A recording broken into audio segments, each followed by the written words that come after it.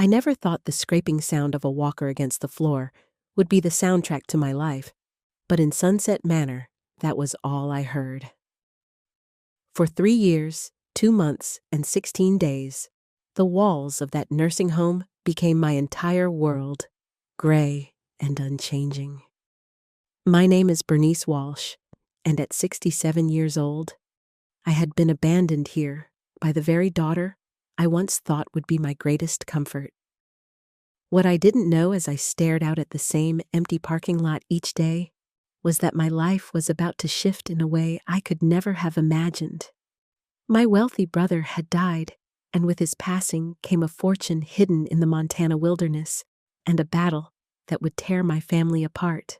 The day it began, I was sitting in my usual spot by the window, when one of the nurses, Janet, came over with a smile that seemed almost too gentle. She said there was someone waiting to see me, a lawyer. The word startled me. In all my years at Sunset Manor, the only visitors I'd ever had were church volunteers, and once my daughter Astrid, who had breezed in on Christmas Day and breezed out 45 minutes later. A lawyer made no sense.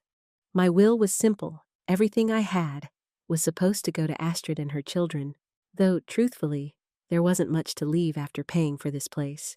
The man waiting in the conference room introduced himself as Jonathan Mills, attorney for the estate of my brother George. The words barely registered. George and I hadn't spoken in 5 years, not since our last fight over something as trivial as our father's watch. Now, Jonathan was sitting in front of me with his polished suit and his solemn tone telling me George had died of a sudden heart attack 3 days ago. The news landed like a stone in my chest. Even with the distance between us, George had been my last living link to the family we once were. Now he was gone, but the shock deepened when Jonathan explained why he had come. George had left me something significant. A ranch in Yellowstone County, Montana.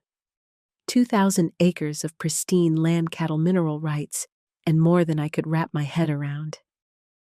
Then came the numbers that nearly knocked the breath out of me.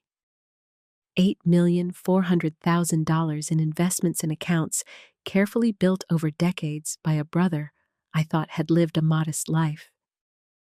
The revelation left me dizzy. All those years I had believed George was just scraping by, and here he had been a millionaire. And now somehow he had chosen to leave it all to me. Before I could even begin to process it, the door burst open. Astrid swept in her hair, perfect, her handbag expensive, Marcus looming behind her with his arms crossed. They had arrived with a speed that made my stomach twist. For 3 years they had barely visited, but the moment a lawyer appeared suddenly, they were here with concerned voices and forced smiles. Astrid claimed she managed my affairs now that she needed to be present for any decisions. She sat beside me, her nails digging into my hand as she spoke, in that patient, patronizing tone I knew so well. "You know how confusing things can be for you, Mom?" She said, her words cutting sharper than she realized. It was the same line she had used when she convinced herself I was too forgetful to live alone, the same excuse that had landed me in this nursing home against my will. Jonathan ignored her and slid a photograph across the table. A log house, red barns, cattle grazing in wide pastures, mountains rising behind it. My brother's ranch, my ranch now. I traced the photograph with trembling fingers, feeling something stir inside me that had been buried under years of neglect and dismissal. Astrid's excitement was poorly hidden as Jonathan pulled out bank statements with the staggering numbers written in black and white. Marcus leaned forward like a man who had just smelled blood. But when I asked Jonathan to continue, it was Astrid who tightened her grip on my hand and said she would help me manage it all. Sell the ranch, put the money into a trust, let Marcus take a look at the property. They dressed it up as concern, but I saw what it really was, greed. That night, I barely slept, George's letter heavy in my mind. In his careful handwriting, he had told me he knew what Astrid had done to me, that he had heard the whispers in town, that he wanted me to have a life chosen by me and not by anyone else. For the first time in years, I felt seen. The shame of being abandoned in a nursing home eased just enough to let a new feeling creep in anger. And underneath that anger, the first flicker of hope. George had left me not just money, but freedom. The question was whether I was brave enough to take it. The morning after the will reading, the dining room's clatter sounded like distant rain, and I tasted metal in my tea. At 9 a.m., Janet appeared again, shifting from foot to foot. Astrid was in the lobby with Tommy and Sarah. My daughter never brought the children here, and the sight of them with their solemn faces and neat hair sent a tremor through me. Astrid shepherded us to a quiet cafe downtown, choosing a corner booth as if she were arranging an interrogation. She spoke softly.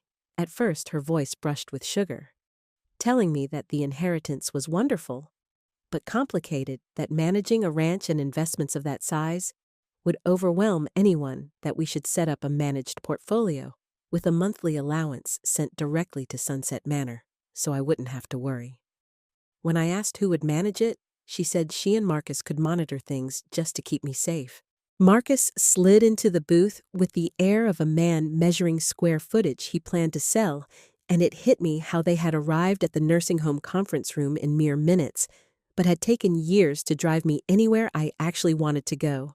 I let the silence stretch until it felt like a wire pulled tight between us. Then I asked what would happen if I wanted to leave Sunset Manor. Astrid's mask wavered. She started listing my alleged problems: forgetting bills, leaving the stove on confusing numbers, which was the rehearsed script she used whenever I questioned why $20,000 had vanished from my account the same week Marcus bought a new truck. Tommy glanced up. Sarah worried the edges of a cookie. I told Astrid I was not confused. I was angry, and the words startled even me with how clean they sounded. The air changed. The couple at the next table went quiet. Marcus's face hardened into that familiar, reasonable threat. Who would drive me when I fell? Who would pick up the pieces when I ran out of money? Who would bear the burden of me? I stared at my hands. The hands that had fed a family-balanced school ledgers, held my brother together when our father was drinking, and realized I had borne my own burdens for a lifetime. I told them I needed time. Astrid's eyes flashed with speed and calculation. Marcus said we should act quickly before tax complications. I watched them walk to their car with the children, and I understood something: simply love turns light when it is real and heavy when it is leverage. At 10 a.m. the next day, I met Jonathan in the conference room again, only now the table was buried under boxes. He handed me a manila envelope sealed with red wax. George's initials gleamed like a small flare. The letter inside was unflinching. He wrote that if I was reading it, he had guessed correctly. Astrid would circle the money the moment it surfaced. He named the things I had tried not to name. He laid out the house sale after our father died, when the closing price was $185,000, but my share came to $85,000 because Astrid had persuaded a dying man to add her to the deed. He described the night I broke my hip 3 years earlier, and how Marcus photocopied my bank statements and insurance papers while I slept. He wrote that he had hired a private investigator who found the bank footage of Marcus at the teller window with a forged withdrawal slip for $20,000. Jonathan slid copies toward me, the deed with the late addition of Astrid's name, the teller camera stills with the familiar tilt of Marcus's shoulders, the mismatched signature that mocked my careful handwriting. Finally, Jonathan pressed a small recorder and played a call from Astrid to the nursing home made 2 months before my fall, in which she described fabricated dementia symptoms and asked about emergency placement visiting rules and cost. I listened to my daughter's efficient tone and felt the indifference of bureaucracy yawn open beneath my feet. When the tape clicked off, Jonathan said the district attorney would be interested if I wanted to press charges. He also explained how George had structured the inheritance so the principle could only be used for my direct benefit. Even if I later felt sorry for Astrid, I could not legally give her control. The protection felt like a warm coat laid over my shoulders. I told Jonathan I wanted to see the ranch. He smiled as if George had predicted the exact beat of my breathing, and by 2 p.m., a car was arranged for the following morning. That night, I wrote 2 letters and spoke into a recorder. The first letter to Tommy and Sarah promised that my love was not a door that closed when adults argued. The second to Jonathan detailed steps should Astrid attempt guardianship copies of evaluations, the names of nurses, the dates of calls. Into the recorder I spoke every small betrayal from the last 3 years. The day Astrid scolded me for buying Tommy a bicycle with money I had saved bit by bit, the week Marcus asked for help with dental work, while the dealership fitted his chrome wheels, the quiet hour Astrid turned my fear into her alibi. At 6 a.m., I folded George's letters into my suitcase, set my teacup in the wash bin, and watched the Sunrise Manor bus take residents to a grocery store. The driver raised 2 fingers in greeting. I raised mine back then, stepped into the private car that would take me to Montana, feeling the ground of my life tilt under me and settle somewhere stronger. The drive carried me through flatlands into a world that opened like a held breath.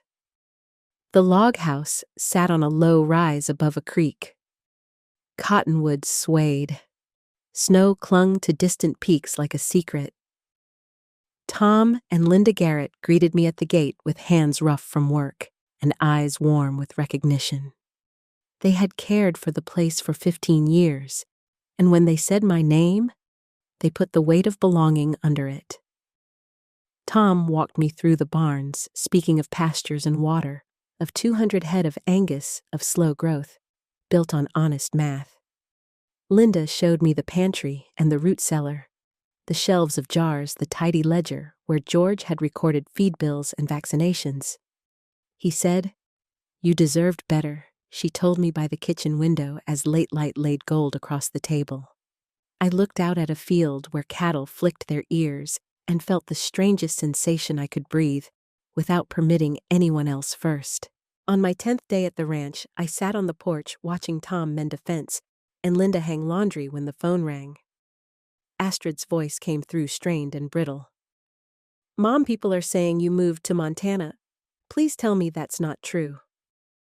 I let my gaze rest on the mountains before answering. "It's true."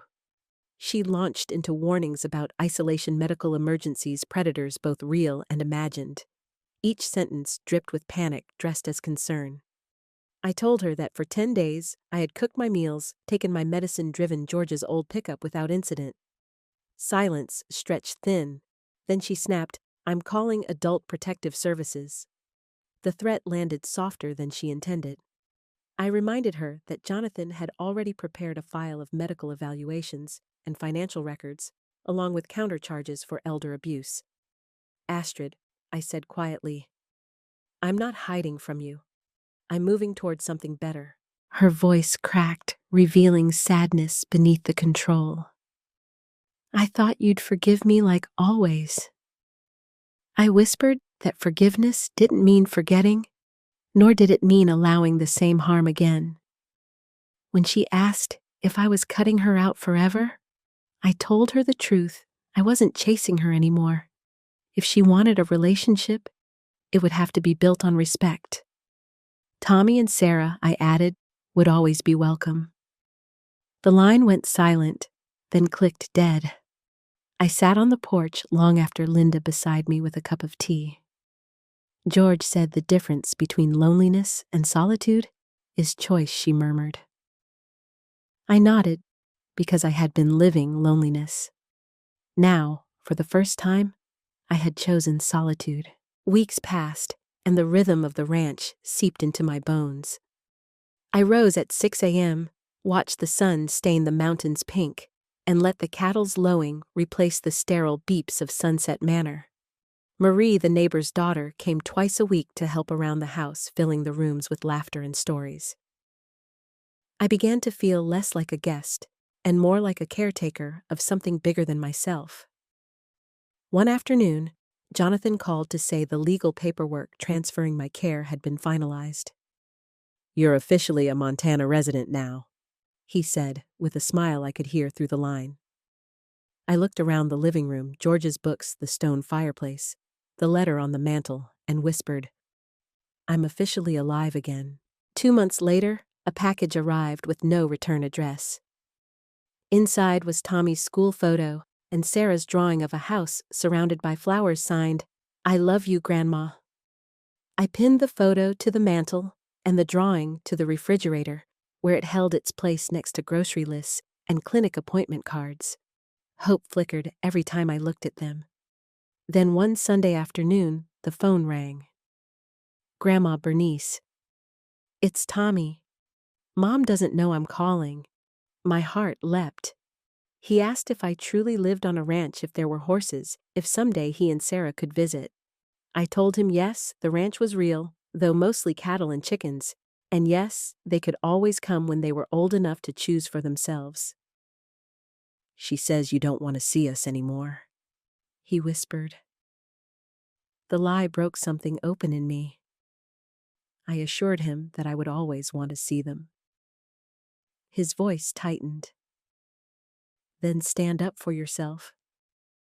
"You should." When the line ended, I sat for a long while with the receiver still in my hand, the sound of his courage echoing louder than any accusation Astrid had ever thrown at me. That call planted an idea. I phoned Jonathan and asked him to establish college funds for both children, money that Astrid could never touch released directly to them when they turned 18. "It's not generosity," I told him. "It's a promise. When the children looked back someday, I wanted them to know that my love had not withered under pressure, that even when adults tangled the truth, a grandmother's devotion held steady." 6 months after I moved to the ranch, a familiar car pulled slowly up the dirt drive. My hands trembled as I scattered feed for the chickens. Astrid stepped out. She looked smaller, thinner lines etching the corners of her eyes. She took in the mountains, the barns, the house, and for the first time, wonder softened her face. "Hello, Mom," she said.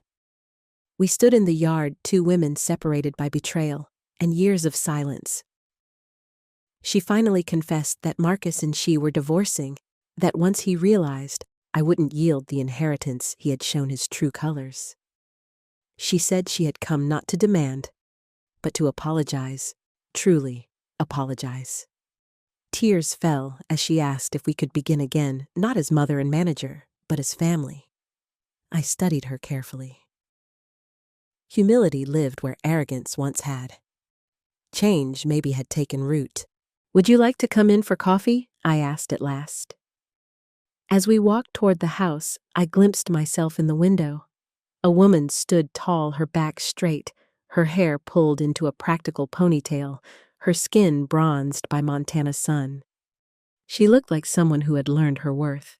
And for the first time, I realized I had. We sat at the kitchen table with steaming mugs between us. The silence stretched, filled only by the ticking of the clock above the stove. Astrid stared at her hands, the polished nails chipped, now her composure cracked in a way I had never seen before. She admitted that she had been wrong, that Marcus's influence had twisted her priorities, but the truth was harsher. She had chosen comfort and control over her own mother. I listened without interruption, letting her words tumble out. For years, she had accused me of being forgetful, confused, incapable. Now she spoke of her own confusion, her blindness to what really mattered. "I thought I was protecting my family," she whispered, "but I was destroying it instead." I wanted to stay angry, but as I looked at her, I remembered the little girl who used to curl up in my lap, the teenager who came home crying after her first heartbreak, the young woman I had walked down the aisle. Hurt and love lived in the same space, and neither canceled the other.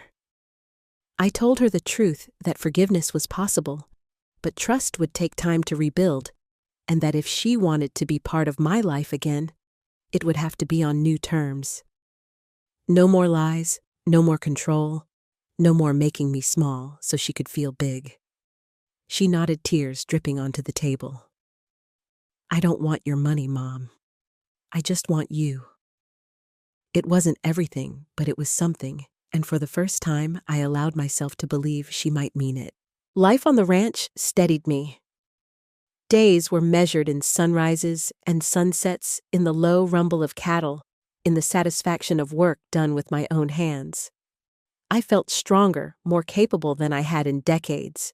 When neighbors stopped by, they didn't see me as a burden or a confused old woman. They saw me as Bernice Walsh, the new ranch owner, a woman with grit and history, someone worth knowing. Slowly, Astrid began to visit not with Marcus, who had faded into the shadows of his own greed, but with the children. At first, her visits were hesitant, filled with awkward silences and cautious questions. But over time, something softened. She started helping Linda in the kitchen, listening to Tom's stories, even laughing with me the way she hadn't in years. It wasn't a perfect reconciliation, but it was real. The greatest joy came when Tommy and Sarah explored the ranch for the first time. Tommy rode on the back of the pickup as we checked the fences, his laughter rising into the clear air. Sarah picked wildflowers by the creek, weaving them into clumsy crowns she placed on my head. They saw me not as a fragile figure trapped in a nursing home, but as a grandmother who had a life, a place, and a strength they could admire. Watching them, I knew that George had been right. I did deserve better, and now I had it. One evening, as the sun sank behind the mountains, I stood on the porch with Astrid beside me.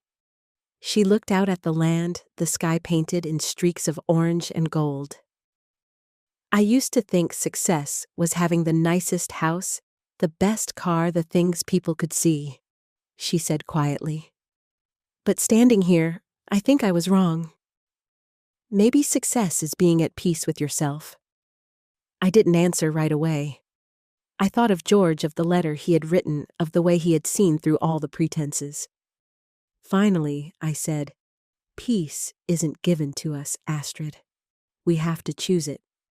Just like we choose how to treat the people we love. She nodded, and in that moment I saw not the perfect daughter she had tried to be, but the human one she still had the chance to become. My story is not about wealth or revenge, though both played their parts. It is about the courage to reclaim your life when others have tried to write it for you. It is about the difference between loneliness and solitude, about the power of standing up for yourself, even when your own family doubts you. And it is about knowing that you deserve better, not because the world hands it to you, but because you finally decide to claim it. If you've stayed with me until now, thank you for sharing this journey. Stories like mine remind us all that strength can be found at any age, and that sometimes the greatest inheritance is not land or money, but the freedom to live on your own terms. If this touched you, please like, share, and subscribe to the channel for more stories that reveal the hidden battles behind ordinary lives. And let me know in the comments, what would you have done in my place? I'd love to hear your thoughts and see how far this story has reached.